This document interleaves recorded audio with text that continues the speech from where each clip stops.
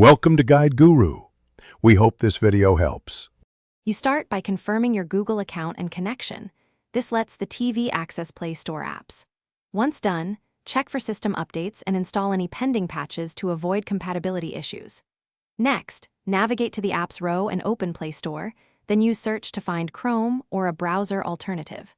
Make sure you're using the remote's directional pad to scroll and the OK button to select. This first action gets Chrome installation kicked off without delay. After pressing Install, monitor progress in My Apps. Large updates can take several minutes depending on Wi-Fi. Once installation finishes, open Chrome and accept requested permissions so the browser can access media and input. You should sign into your Google profile to sync bookmarks, passwords, and history. This synchronizes your phone and TV. Then go into Settings to choose Default Search Engine and enable autofill if you want convenience when entering long passwords with the remote or a paired keyboard. Now you can browse. Use voice search from the remote or pair a Bluetooth keyboard for faster typing. Casting from mobile also sends tabs to the TV.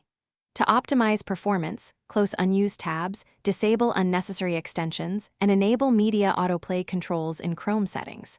If something goes wrong, Chrome won't open or crashes, first clear cache and app data, reboot the TV, then reinstall Chrome. If network errors persist, test Wi-Fi.